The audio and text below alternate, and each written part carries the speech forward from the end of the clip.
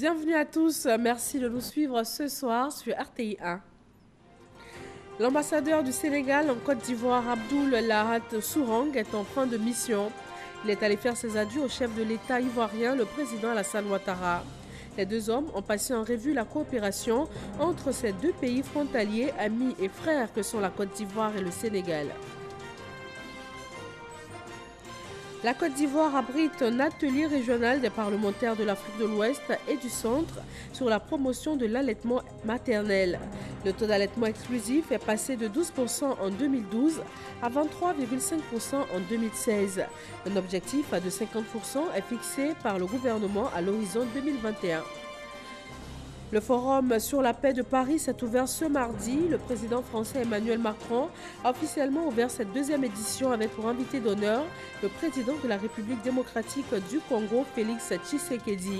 La Côte d'Ivoire est représentée sur place par le président du Sénat. Et puis en Espagne, le Parti socialiste du président du gouvernement sortant, Pedro Sanchez, et la formation de gauche radicale Podemos ont annoncé un accord de principe pour former un gouvernement de coalition progressiste. Bonsoir à tous.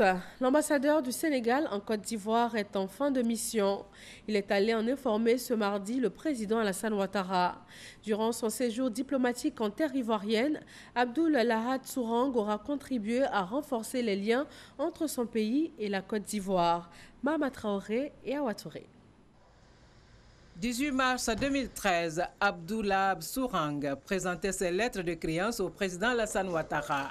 Ce mardi 12 novembre 2019, le diplomate sénégalais est venu signifier au chef de l'État la fin de sa mission en Côte d'Ivoire. 6 années durant, l'homme aura contribué à renforcer l'axe Yamoussoukro-Dakar. Et les jours à venir s'annoncent encore plus radieux, selon lui. Les relations sont au beau fixe, les échanges s'améliorent entre le Sénégal et la Côte d'Ivoire.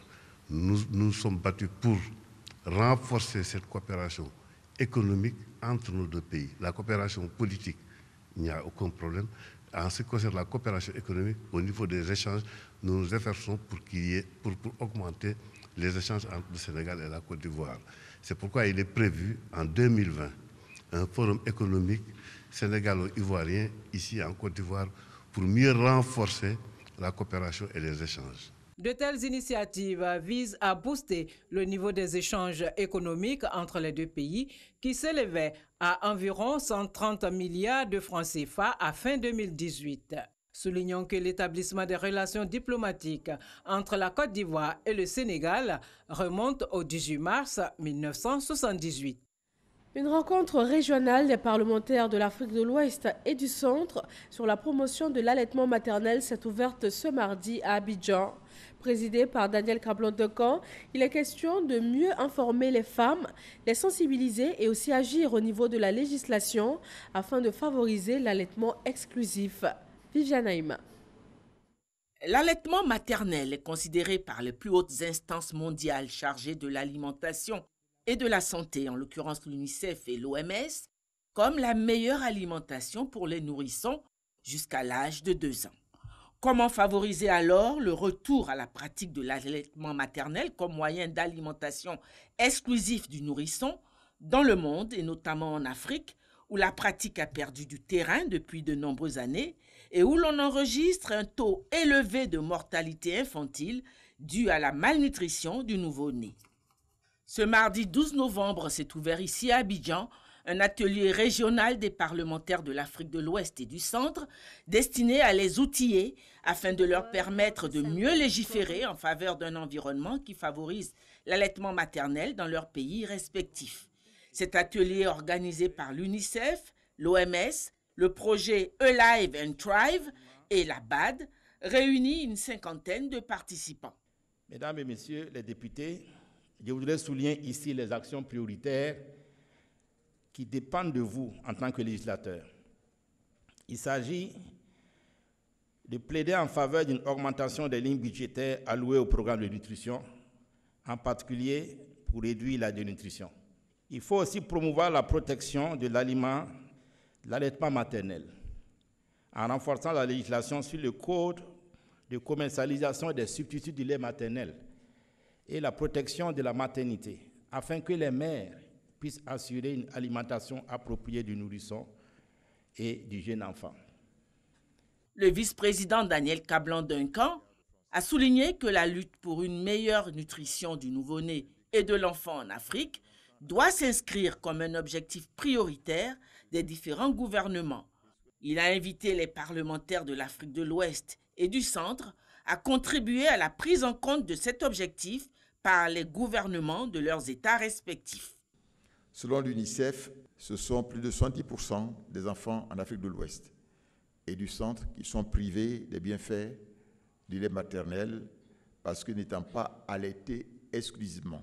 En tant que donc parlementaire, vous êtes les garants des intérêts des populations à travers le contrôle et l'appui de l'action gouvernementale. À ce titre, vous êtes donc des partenaires incontournables pour la création d'un environnement propice à l'allaitement. En Côte d'Ivoire, le président de la République, son Excellence M. Alassane Ouattara, a créé le Conseil national pour la nutrition, l'alimentation et le développement de la petite enfance, en abrégé CONAPE. Les parlementaires devraient, me semble-t-il, être des acteurs du changement durable et contribuer à mettre fin à toutes les formes de malnutrition dans le cadre de l'élaboration et des votes des textes de loi.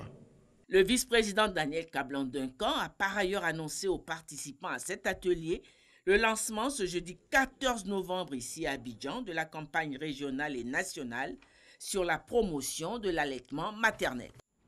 Cap sur Paris, la capitale française, pour le deuxième forum sur la paix. Il s'est ouvert ce mardi en présence de plusieurs chefs d'État, la Côte d'Ivoire étant représentée par le président du Sénat, Ahoussou Kouadio-Jano. Herman Guivet est notre envoyé spécial à Paris. Ouverture ce mardi du deuxième forum de Paris sur la paix. Une trentaine de dirigeants internationaux rassemblés, des médias venus du monde entier, plusieurs panels organisés afin d'examiner en profondeur les principaux défis mondiaux et d'élaborer des solutions pratiques. À ce rendez-vous international important, le président du Sénat ivoirien, Ahoussou Kouadio-Jano, représente le chef de l'État, Alassane Ouattara. Emmanuel Macron, le président français, ouvre cette deuxième édition et défend la voie de la coopération équilibrée, celle du multilatéralisme. Pour le président français, l'Europe est l'endroit du monde où l'on sait le mieux le prix de la non-coopération. Quel rôle de l'Afrique dans la recherche de solutions pratiques en vue de consolider la paix à travers le monde? Le chef de l'État français s'est également prononcé. La force des pays africains de relever le défi politique, aussi militaire et sécuritaire, est essentielle.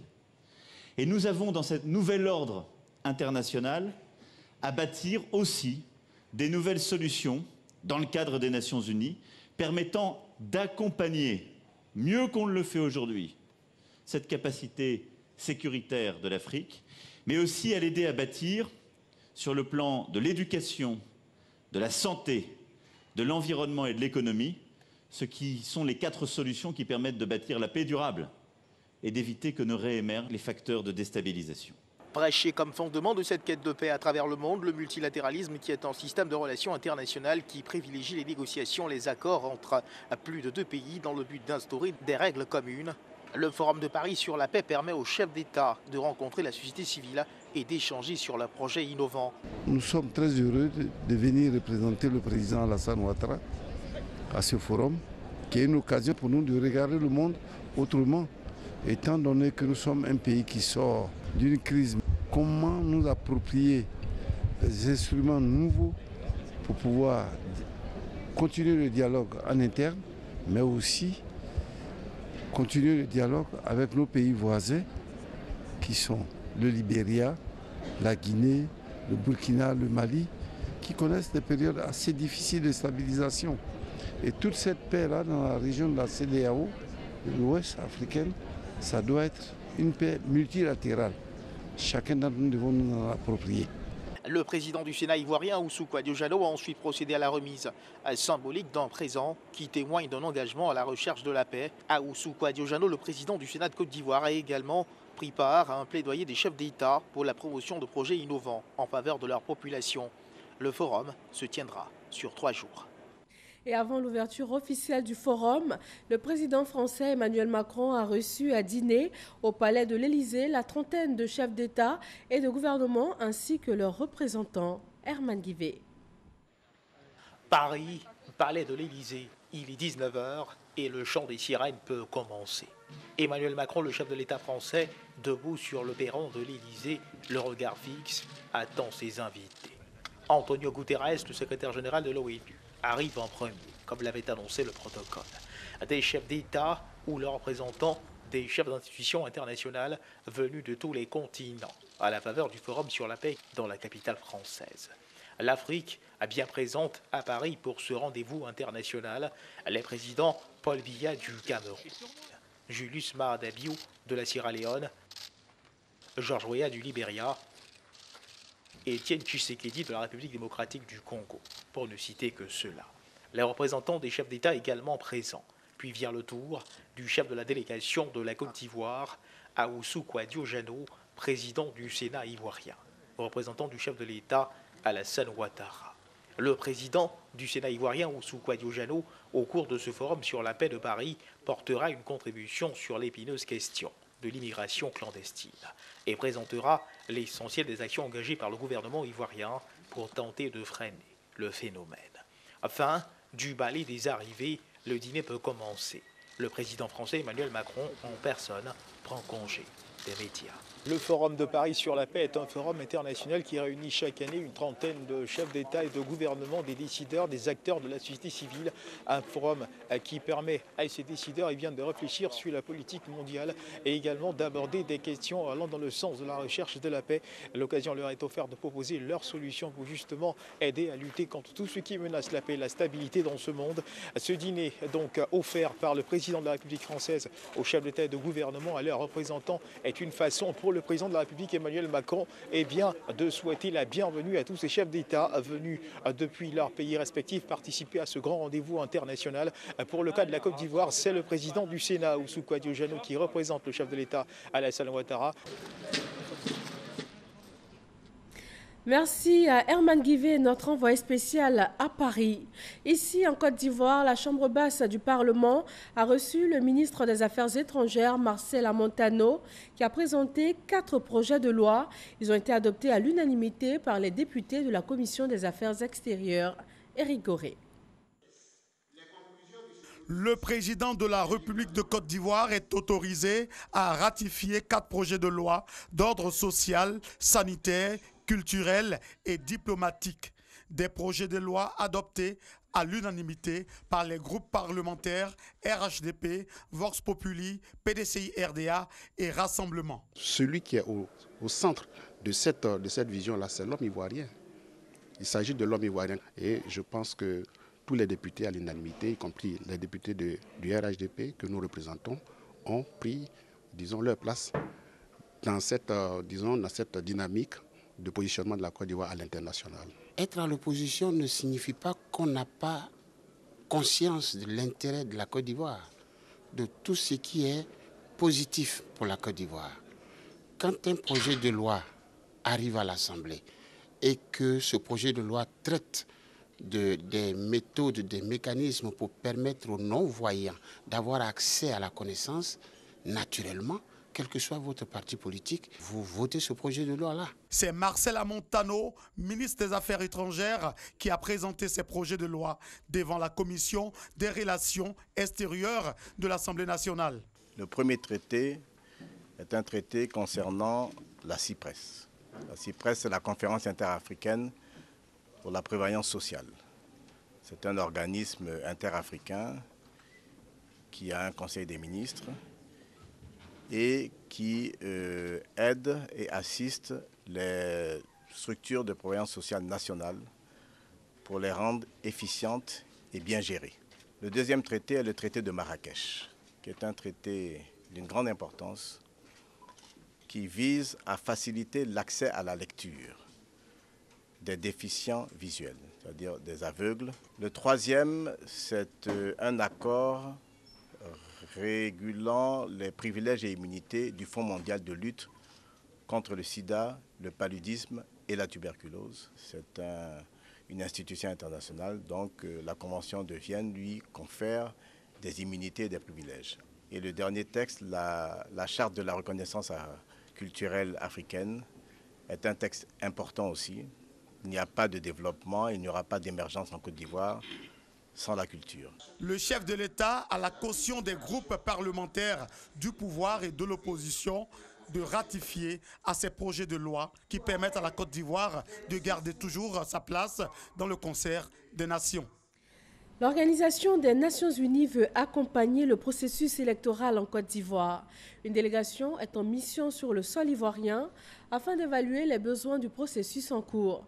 Elle a échangé ce mardi avec le président de la commission électorale indépendante, Kouibière Koulibaly Ibrahim. Kolo Koulibaly. L'ONU assiste les pays membres de l'Organisation des Nations Unies qui sont en année d'élection. C'est dans ce cadre qu'une délégation est en visite en Côte d'Ivoire pour évaluer les besoins afin de réaliser une bonne tenue des consultations électorales de 2020.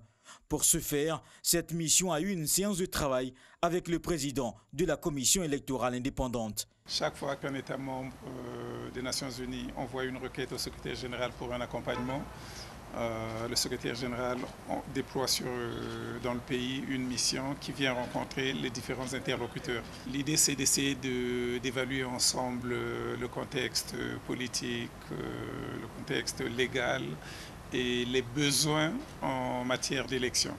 On a discuté avec eux pour savoir où en était le processus, quelles étaient les prochaines étapes et voir ensemble comment les Nations Unies pouvaient venir en appoint aux efforts qu'ils font déjà pour mettre en œuvre le processus électoral.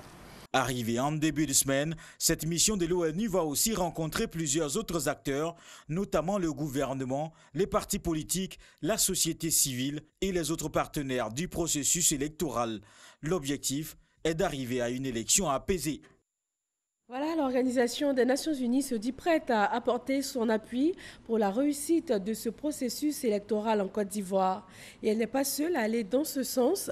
Le préfet d'Abidjan a échangé avec les étudiants en sciences politiques de l'Université de Grand Bassam. La question centrale est quelles sont les clés pour réussir des élections en Afrique. Le point de Michel Digré. En langue anglaise ou en français, le préfet d'Abidjan, dans la peau d'un professeur, est face aux étudiants du club de sciences politiques de l'Université internationale de Grand Bassam. Sécurité et transparence des élections en Afrique est l'intitulé de la présentation. Pour Vincent Toby, les conditions qui garantissent des élections crédibles sont en autres le cadre réglementaire et institutionnel, des opérations électorales inclusives, un mécanisme de gestion du contentieux. Un aspect important qui stabilise, c'est la garantie que j'ai. Si je perds, mais que je ne suis pas d'accord avec le résultat, je peux aller me plaindre et qu'on me permette d'écouter ma voix pour soit confirmer le résultat, soit reprendre les élections. Et c'est dans ce processus que je me suis retrouvé maire intérimaire de Port-Boué et du plateau quand on a que les élections soient faites. C'est ça que parmi vous, il se trouve beaucoup de personnes qui m'ont beaucoup insulté sur Facebook à l'époque. Mais comme vous êtes fort en bataille en pseudo, je ne peux pas le retrouver sur la liste. Vincent Toby invite les étudiants en sciences politiques à jouer leur partition pour faire avancer la démocratie en Afrique. C'est ça votre rôle en tant qu'étudiant en sciences politiques. D'avoir un regard critique, briser les codes. N'ayez pas peur de vos opinions, n'ayez pas peur d'innover, n'ayez pas peur de réfléchir. Ne vous censurez pas. Au cours de la séance de questions-réponses, les étudiants ont pu s'imprégner de la solide expérience du préfet d'Abidjan qui a supervisé des élections dans 42 pays en Afrique. À quelques jours de la visite d'État du président Alassane Ouattara dans le Hambol, le ministère de l'Équipement et de l'Entretien routier et plusieurs équipes ont sillonné les chantiers de construction de routes, d'ouverture de voiries et autres sites en travaux dans la région. Le reportage de Boubacar Silla est commenté par Kader Sogodogo. À quelques jours de la visite d'État dans la région du Hambol, le rouleau compresseur est en marche pour le développement de la région. Le ministère de l'Équipement et de l'Entretien routier entend mettre les bouchées doubles pour faire de cette visite une réussite. D'où une visite de terrain des différents chantiers routiers et sites susceptibles d'accueillir le chef de l'État et la délégation qui l'accompagne. Objectif, venir voir ce qui est fait, apprécier la réalité de ce que les entreprises produisent et se faire une idée du respect des délais. Depuis l'annonce de la visite du chef de l'État dans la région du Hambol, Le ministère de l'Équipement a mobilisé un certain nombre d'entreprises pour faire des travaux dans les différents départements qui vont être visités par son Excellence le Président de la République. Ce qu'on a pu constater, c'est que les travaux se déroulent très bien. On a un bon taux d'avancement et les travaux aussi se font dans la qualité. De Katiola à Tafiri, en passant par Niakara, Dabakala, Satama Sokoro, Ouregeka et bien d'autres localités, les populations ont fait savoir à Abou Nibi Coulibaly leur impatience de voir le président de la République Alassane Ouattara afin de communier avec lui et de le remercier pour les travaux herculiens qu'il réalise dans la région du Hambol, mais également partout en Côte d'Ivoire. Depuis qu'ils ont annoncé son arrivée, vraiment, l'eau qu'on reçoit vraiment ces 2 temps-là, vraiment c'est propre. Vraiment, il y a de l'évolution dans ces 2 jours. On espère que ça va continuer comme ça. On attend vraiment son arrivée aussi. Moi-même, je veux le voir en personne aussi. Nous attendons. On est joyeux, on est dans la joie, on l'attend. Vive. Président, il faut venir seulement, on t'attend. On est content que tu arrives à Niakara. Merci, Président. Cette visite de terrain fait suite à celle déjà effectuée par le ministre de l'Administration du Territoire et de la Décentralisation, Sidiki Diakité, et par le ministre de l'Intégration et des Ivoiriens de l'extérieur, Ali Coulibaly. À Abidjan, la capitale économique, l'agence foncière rurale a reçu la visite de son ministre de tutelle. Kobena Kwasi Adjoumani a échangé avec les responsables de l'AFOR sur des questions sensibles et stratégiques. Noël Niayo. L'agence foncière rurale, première escale du ministre Kwasi Adjoumani, la tutelle dans son objectif de visiter les différents champs de l'agriculture ivoirienne. La raison, la question foncière est sensible et déterminante pour le développement et la paix sociale en Côte d'Ivoire. La très sensible question du foncier rural, citée avec récurrence comme l'une des causes des différentes crises qui ont déchiré le tissu social en Côte d'Ivoire depuis au moins 2 décennies, mérite d'être adressée avec beaucoup plus de rigueur et de diligence. Les résultats de 2017 à ce jour confirment la diligence et la rigueur avec lesquelles les questions ont été adressées.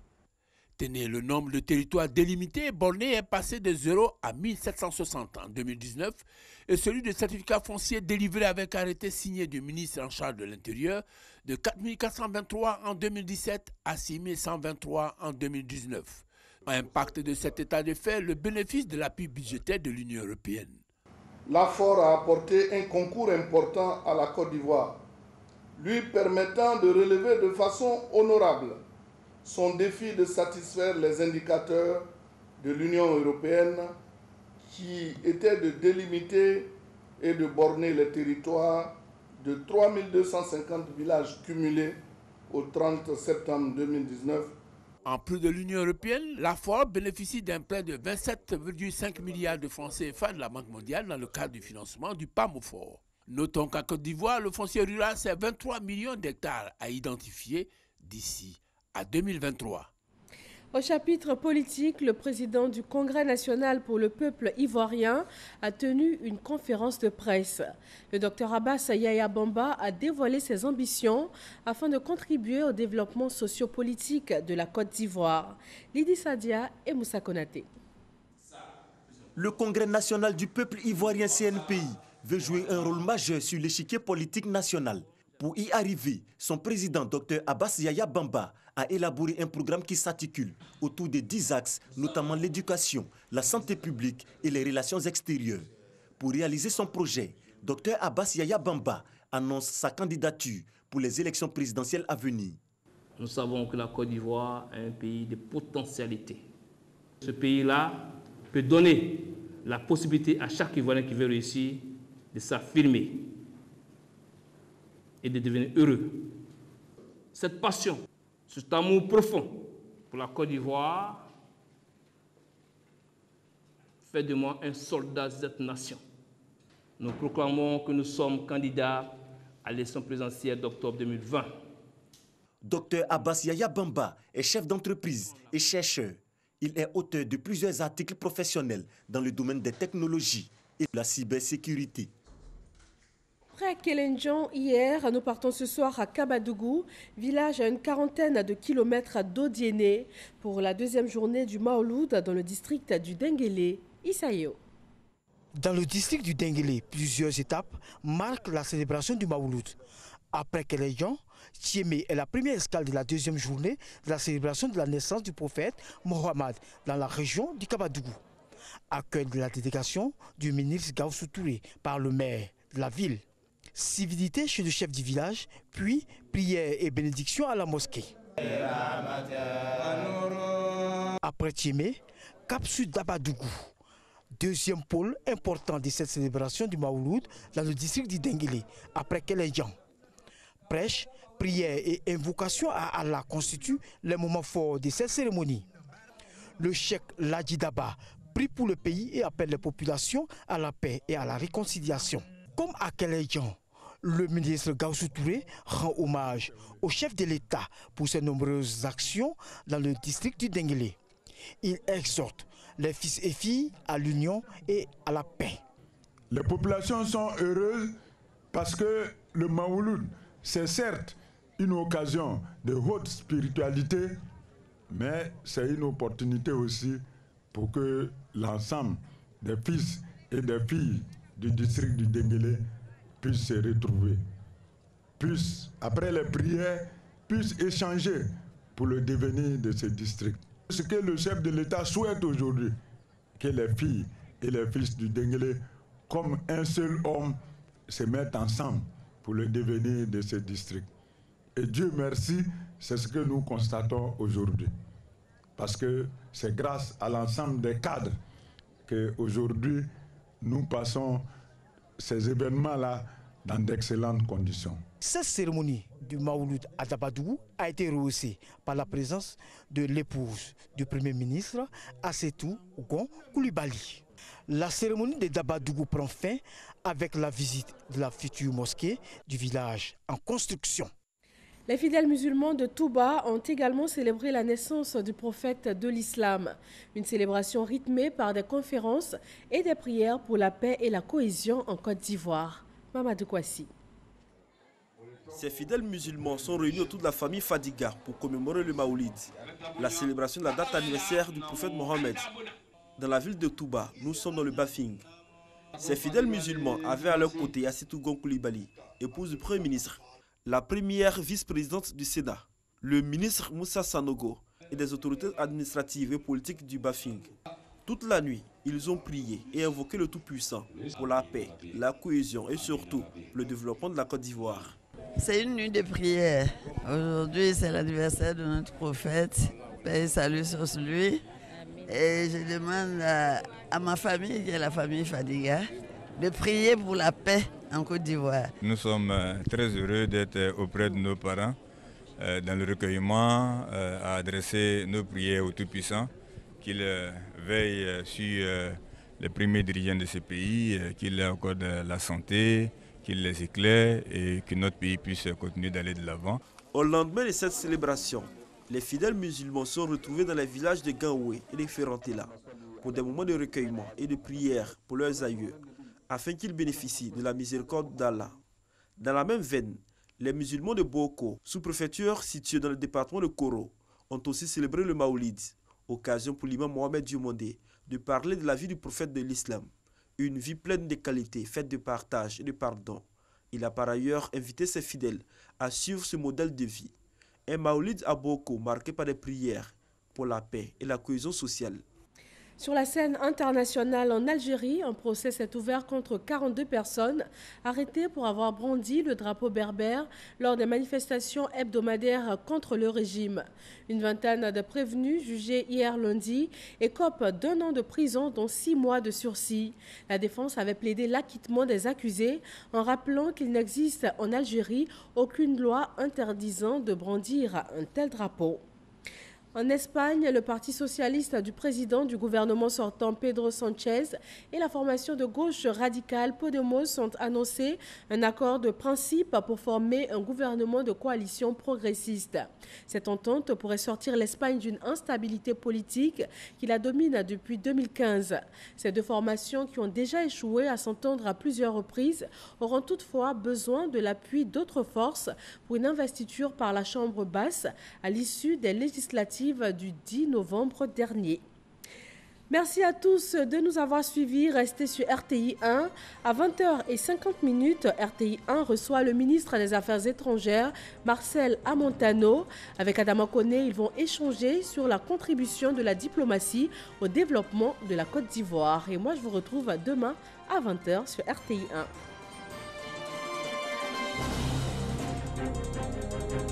1.